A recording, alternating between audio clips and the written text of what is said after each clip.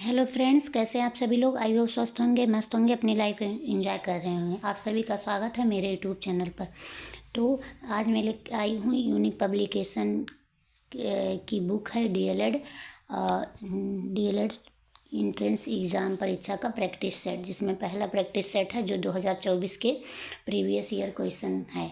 तो इसमें दो पार्ट में लेके आएंगे। एक मतलब हिंदी, इसमें हिंदी और साइंस रहेगा, दूसरे पार्ट में जीके रहेगा। तो फर्स्ट पार्ट है मेरा। और अगर वीडियो पसंद आए तो प्लीज़ लाइक और सब्सक्राइब करना ना भूलें और एक शेयर ज़रूर कर दीजिए। तो हिंदी से पहला प्रश्न क्या है?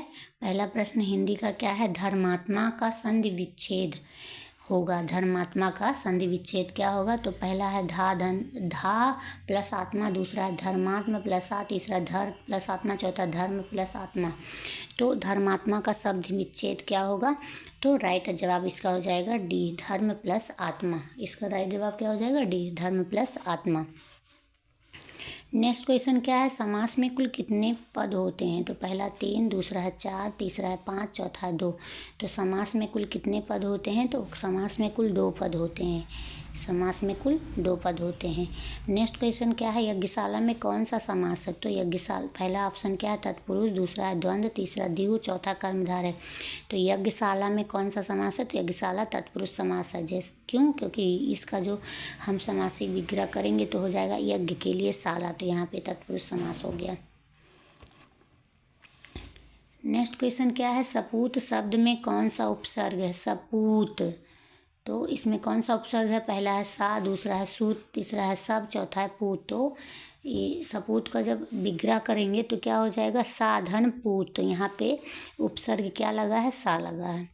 नेक्स्ट क्वेश्चन मैं पढ़ रहा हूँ, किस वाक्य का उदाहरण है? तो पहला है विधिवाचक वाक्य, दूसरा संदेहवाचक वाक्य, तीसरा इच्छावाचक वाक्य, चौथा संकेतवाचक वाक्य। तो मैं पढ़ रहा हूँ ये कैसा वाक्य है? तो ये विधिवाचक वाक्य है। राइट जवाब क्या हो जाएगा? ए हो जाएगा, विधिवाचक वाक्य। विधिवाचक वाक्य किसे कहते हैं? जिस वाक्य से किसी बात के होने का बोध हो उसे विधिवाचक वाक्य कहते हैं। नेक्स्ट क्वेश्चन क्या है? एनेक्स्योर के लिए सही परिभाषित शब्द नहीं। इनमें से कौन सा ऐसा शब्द है जो एनेक्स्योर का हिंदी अर्थ नहीं है? तो पहला है अनुलग्नक, दूसरा परिशिष्ट, तीसरा है संलग्न, तीसरा है असंजक, चौथा है संलग्न। तो एनेक्स्योर का अनुलग्न भी होगा, परिशिष्ट भी होगा, संलग्न भी होगा। यहाँ जो असंजक हो ये इसका अर्थ नहीं है। नेक्स्ट क्वेश्चन क्या है? 7वां नंबर का। तो देखिए, कारक के कितने भेद हैं? कारक के कितने भेद हैं? हिंदी में कारक के कितने भेद होते हैं? तो पहला है 5, दूसरा है 6, तीसरा है 7, चौथा 8। तो कारक के कितने भेद होते हैं? तो कारक के हिंदी में 8 भेद होते हैं। कर्ता ने कर्म को करण से संप्रदान के लिए, अपादान के लिए संबंध का अधिकरण के संबोध है। तो 8 बोध होते हैं। नेक्स्ट क्वेश्चन, सम्राट शब्द का स्त्रीलिंग क्या होगा? तो पहला सम्राटी, दूसरा साम्राज्ञी, तीसरा राजकुमारी, चौथा रानी। तो सम्राट जो शब्द है उसका स्त्रीलिंग क्या होगा? तो उसका स्त्रीलिंग होगा साम्राज्ञी। क्या होगा? साम्राज्ञी। बहुत लोग कंफ्यूज होंगे और इसको लगा के आए होंगे सम्राटी। तो सम्राट का साम्राज्ञी होगा, ना कि सम्राटी होगा। नेक्स्ट क्वेश्चन क्या है? चादर से बाहर पैर पसारने, मुहारे का अर्थ क्या होगा? तो पहला ऑप्शन क्या है? चादर ओढ़कर सोना, दूसरा है चादर से पैर ढकना, तीसरा है कंजूस होना, चौथा है आय से अधिक व्यय। तो यहाँ पे राइट जवाब क्या हो जाएगा? आय से अधिक व्यय। मतलब चादर से बाहर पैर पसारने का मतलब होता है जितना हमारा चादर है उससे बाहर पैर, यानी कि आय हमारा कम है और व्यय ज़्यादा। तो यही आय से अधिक व्यय करना, यही उसका मुहावरा हो गया। नेक्स्ट क्वेश्चन 10 नंबर का है, इनमें से कौन सा वाक्य अशुद्ध है? तो मुझे तुम्हारी बातें सुननी पड़ी, बेटी पराए घर का धन होती है, तीसरा है भारत में अनेकों राज्य हैं, चौथा है प्रत्येक वृक्ष फल नहीं देता है। तो मुझे तुम्हारी बातें सुननी पड़ी, ये भी सही वाक्य है। बेटी पराए घर का धन होती है, ये भी सही है। भारत में अनेकों राज्य हैं। चौथा क्या, प्रत्येक वृक्ष फल नहीं देता, ये भी सही है। यहाँ सी वाले में देखिए अनेकों, अनेकों कभी इस तरह नहीं, अनेक अपने आप में ही बहुवचन है, तो यहाँ अनेकों के जगह पे क्या होना चाहिए था, अनेक होना चाहिए था। तो राइट जवाब सी हो जाएगा, यही गलत है, यही अशुद्ध वाक्य है।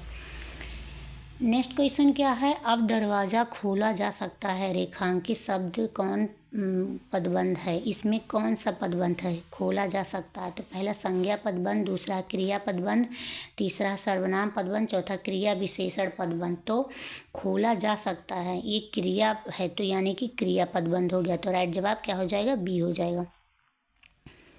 वाच्य का शाब्दिक अर्थ क्या है, पहला वचन, दूसरा बोली, तीसरा बोलने का विषय, चौथा कहावत।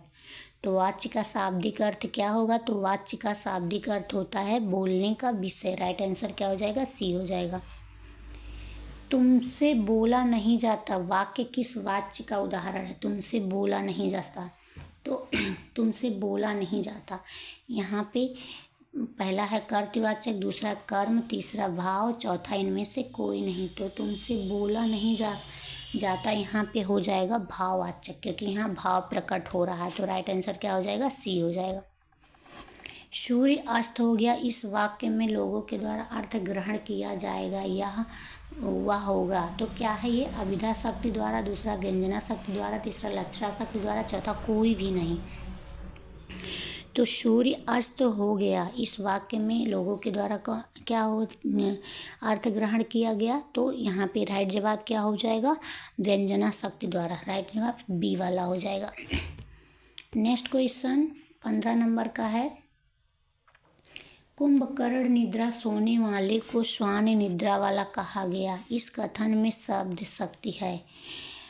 अभिधात्मक अर्थ है, लक्षणात्मक अर्थ है, दो विकल्प सही है, चौथा व्यंग्यार्थक है। तो कुंभकर्ण निद्रा सोने वाले को श्वान निद्रा वाला कहा गया, यह कथन कैसा, व्यंग्यार्थक है। तो राइट जवाब क्या हो जाएगा, डी, क्योंकि इसमें व्यंग मारा जा रहा है। 16 नंबर का प्रश्न है, 3 बेर खाती थी वे 3 बेर खाती है में कौन सा अलंकार है। तो पहला यमक अलंकार, दूसरा उपमा, तीसरा रूपक, चौथा उत्प्रेक्षा। तो यहाँ पे राइट जवाब क्या हो जाएगा, यमक अलंकार। यमक अलंकार में मतलब जैसे क्या होता है कि शब्द अनेक बार आए और उसके जो अर्थ हैं अलग अलग हों, तो उसे यमक अलंकार कहते हैं। तो यहाँ 3 बेर शब्द जो है 2 बार आया है, दोनों का क्या है, अर्थ अलग है। यहाँ 3 बेर का मतलब हो गया 3 समय, और 3 बेर का मतलब हो गया कि 3 फल, तो दोनों बार अर्थ अलग है, तो इसलिए यमक अलंकार हो गया। नेक्स्ट क्वेश्चन क्या है, अलंकारों का शिरोरत्न को माना जाता है। पहला है उपमा, दूसरा रूपक, तीसरा यमक, चौथा उत्प्रेक्षा। तो अलंकारों का शिरोरत्न उपमा को माना जाता है, किसको, उपमा को। तो राइट जवाब ए हो जाएगा। सिर झुका नियति की मान ली यह बात, स्वयं ही मुरझा गया तेरा हृदय जलजात। उपरोक्त पंक्ति में कौन सा अलंकार है, तो क्या, सिर झुका नियति की मान ली यह बात, स्वयं ही मुरझा गया तेरा हृदय जलजात। यहाँ पे क्या हो रहा है, यहाँ पे मतलब कौन सा अलंकार हो रहा है। तो यहाँ ऑप्शन देखिए, पहला है उपमा, दूसरा श्लेष, तीसरा रूपक, चौथा उत्प्रेक्षा। तो यहाँ पे रूपक अलंकार है, कौन सा, रूपक। तो राइट जवाब सी हो जाएगा। यहाँ पे हृदय जलजात क्या हो रहा है, यहाँ हृदय उपमेय पर जलजात कमल, हृदय उपमेय पर जलजात कमल यानी कि उपमान का अभेद आरोप किया जा रहा है, तो इसलिए रूपक अलंकार। बढ़त बढ़त संपत्ति सलिलु मन सरोज बढ़ जाए में कौन सा अलंकार है। तो पहला क्या है, पहला है रूपक, दूसरा उत्प्रेक्षा, तीसरा उपमा, चौथा श्लेष। तो बढ़त बढ़त संपत्ति सलिल मन सरोज बढ़ जाए, तो यहाँ पे हो जाएगा रूपक अलंकार। राइट जवाब क्या हो जाएगा, रूपक अलंकार। कैसे, यहाँ बढ़त बढ़त संपत्ति सलोल मन रोजगार, घटत घटत फिर ना घटे बढ़े समूल को मिलाए। यहाँ पे बिहारी की दोहा का अर्थ है कि संपत्ति रूपी सलिल जल बढ़ते बढ़ते मन रूपी कमल बढ़ जाता है, तो यहाँ रूपक अलंकार हो गया। नेक्स्ट क्वेश्चन, मानहु विधि तन अच्छ छवि स्वच्छ रखिवै काज, दृग पग पोछन को करे भूषण अंदाज। तो इस पंक्ति में कौन सा अलंकार है? तो सबसे पहले क्या आ गया? मानहु। तो मनहु जनहु, ये जो मानो जानो ये सभी जिसमें आते हैं वो कौन सा अलंकार होता है? उसमें उत्प्रेक्षा अलंकार होता है। तो राइट जवाब क्या हो जाएगा? सी हो जाएगा। नेक्स्ट क्वेश्चन, आई ऐसी अद्भुत बेला, न रो सका न बिहस सका। इस व्यक्ति में पंक्ति में कौन सा अलंकार है? तो पहला है विभावना, दूसरा यमक, तीसरा रूपक, चौथा विरोधाभास।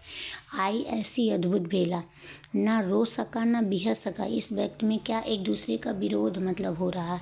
तो यहाँ पे विरोधाभास अलंकार हो गया। यहाँ रोना और हंसना दोनों एक दूसरे के विरोधी हैं, तो इसलिए विरोधाभास। नेक्स्ट क्वेश्चन 22 नंबर का, तगड़ कितने लघु और गुरुवर होते हैं? तगड़ में, तो तगड़ में एक लघु और दो गुरु होते हैं, जिनका वर्ण क्रम क्या होता है? आदि गुरु, मध्य गुरु, अंत गुरु। यानी कि यहाँ पे इसका राइट जवाब क्या हो जाएगा? इसका राइट जवाब हो जाएगा यही वाला पहला। राइट जवाब क्या हो जाएगा? पहला वाला ऑप्शन सही है। किस वर्णिक छंद के प्रत्येक चरण में एक मगड़, एक बगड़, एक नगड़, दो तगड़ तथा दो गुरु के क्रम से 17 वर्ण होते हैं? तो पहला क्या है? मंदाक्रांता, दूसरा बसंत तिलका, तीसरा है मालिनी, चौथा सवैया। तो राइट जवाब क्या हो जाएगा? इसका मंदाक्रांता वर्णिक जो समृद्ध छंद है के प्रत्येक चरण में क्या होता है? एक मगड़ होता है, एक भगड़, एक नगड़, दो तगड़ और दो गुरु के क्रम से 17 वर्ण होते हैं। 24 नंबर का, काव्य शोभाए करतारो धर्मो गुरा, किसका कथन है? तो पहला वामन का, दूसरा मम्मट का, तीसरा भरत मुनि का, चौथा कुंतक का। तो यहाँ पे राइट जवाब क्या हो जाएगा? काव्य शोभाए करतारो धर्म गुरा, यह जो है वामन का कथन। तो राइट जवाब ए हो जाएगा। नेक्स्ट क्वेश्चन क्या है? लास्ट क्वेश्चन हिंदी का।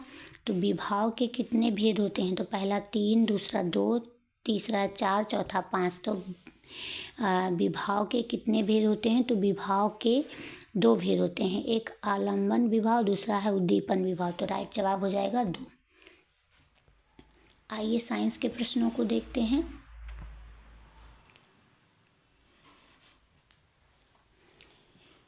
तो पौधों के नस्लों में सुधार करने का लक्ष्य उत्पादित करना है। तो रोग मुक्त प्रजातियां, दूसरा अधिक उपज देने वाली प्रजातियां, तीसरा शीघ्र परिपक्व होने वाली प्रजातियां, ये सभी।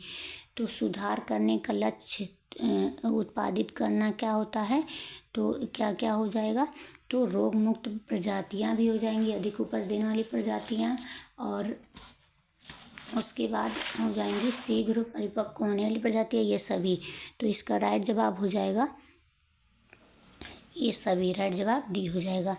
निम्नलिखित में कौन सी द्विक्षारकीय अम्ल है? तो पहला HCl, दूसरा H3PO4, चौथा HNO3, तीसरा HNO3, चौथा H2SO4। तो द्विक्षारकीय, तो इसमें जो द्विक्षारकीय का मतलब हाइड्रोजन 2 रहे, तो यहाँ हाइड्रोजन किस में 2 है? तो H2SO4 में हाइड्रोजन है, तो यहाँ पे द्विक्षारकीय अम्ल हो जाएगा। तो राइट जवाब डी हो जाएगा, H2SO4। और यहाँ पे देखिए H3PO4 ये त्रिक्षारकीय हो गया, और HCl1 और HNO एकल क्षारकीय अम्ल हो गया। नेक्स्ट क्वेश्चन देखिए, निम्नलिखित में कौन प्रोपोनोइक अम्ल है? प्रोपोनोइक कौन सा अम्ल है इसमें? तो प्रोपोनोइक अम्ल का जो रासायनिक सूत्र क्या होता है? CH3 CH2 और COOH, यही होता है। CH3 CH2 COOH। तो 3 C होना चाहिए और 2 O होना चाहिए, एक H होना, और H कितने? 3 2 5 6। तो कितना? 3 क्या होना चाहिए? 3 C होना चाहिए। और तो यहीं पे ये तो नहीं है, ये गलत है, ये भी गलत है, यहाँ ये भी गलत हो गया। यहाँ देखिए 3 C है और यहाँ CH3 CH2 COOH, यही राइट आंसर यही हो गया। नेक्स्ट क्वेश्चन, मिट्टी का घर गर्मियों के मौसम में ठंडा और जाड़े के मौसम में गर्म होता है, क्योंकि मिट्टी क्या होता है? उष्मा का क्या है? पहला सुचालक, दूसरा कुचालक, तीसरा अर्धचालक, चौथा अतिचालक। तो मिट्टी जो का घर जो होता है उष्मा का कि कुचालक होता है? राइट आंसर बी होगा, उष्मा का कुचालक। नेक्स्ट क्वेश्चन 55 नंबर का, निम्नलिखित में से कौन व्हिटकेयर के वर्गीकरण में आकशेरुकी जीवों में से नहीं है? तो पहला मोलस्क, दूसरा एनेलिड्स, तीसरा प्लेटीहेल्मिन्थेस, चौथा प्रोटोजोआ। तो आकशेरुकी जीवों में से नहीं है, तो इसका राइट जवाब क्या हो जाएगा? प्रोटोजोआ में जो है एक कोश के जीवों के समूह को रखा गया है और यह आकशेरुकी जीव इनकी समावेशी नहीं है। तो इसका राइट जवाब क्या हो जाएगा? इसका राइट जवाब हो जाएगा प्रोटोजोआ। राइट जवाब हो जाएगा, क्योंकि व्हिटकर के अनुसार जो 7 वर्गों में बांटा गया है तो वो कौन कौन सा है? Arthropoda, Mollusca, annelids, Echinodermata, flatworm, cnidarians और स्पंज है। प्रोटोजोआ नहीं है, ये उपवर्ग है। 56 नंबर का क्वेश्चन है, जिन कोशिकाओं में गुणसूत्रों के 2 से अधिक पूर्ण सेट होते हैं क्या कहलाती हैं? पहला अगुणित, दूसरा द्विगुणित, तीसरा बहुगुणित, चौथा बहुसंकर। तो राइट जवाब क्या हो जाएगा? बहुगुणित कहलाते हैं। क्या हो जाते हैं? बहुगुणित। तो राइट जवाब हो जाएगा सी। जिन कोशिकाओं में गुणसूत्रों के 2 से अधिक पूर्ण सेट होते हैं उन्हें बहुगुणित कहते हैं। नेक्स्ट क्वेश्चन, निम्न में से किस ईंधन को पर्यावरण स्नेही माना जाता है? तो पहला पेट्रोल, दूसरा डीजल, तीसरा द्रवित पेट्रोलियम गैस, चौथा संपीड़ित प्राकृतिक गैस। तो पर्यावरण स्नेही कौन सा इसमें है? तो पर्यावरण स्नेही जो है सीएनजी गैस है। तो राइट जवाब क्या हो जाए? संपीड़ित प्राकृतिक गैस। नेक्स्ट क्वेश्चन, मानव मस्तिष्क निम्नलिखित में से कौन सा भाग बुद्धि और चतुराई का केंद्र है? तो पहला है सेरिब्रम, दूसरा मेडुला, तीसरा सेरिबेलम, चौथा हाइपोथैलेमस। तो बुद्धि और चतुराई का केंद्र कौन सा होता है? तो बुद्धि और चतुराई का केंद्र जो है ये सेरिब्रम होता है। राइट जवाब क्या हो जाएगा? ए हो जाएगा, सेरिब्रम। और हाइपोथैलेमस मानव शरीर के तापमान को नियंत्रण करता है। और मेडुला क्या होता है?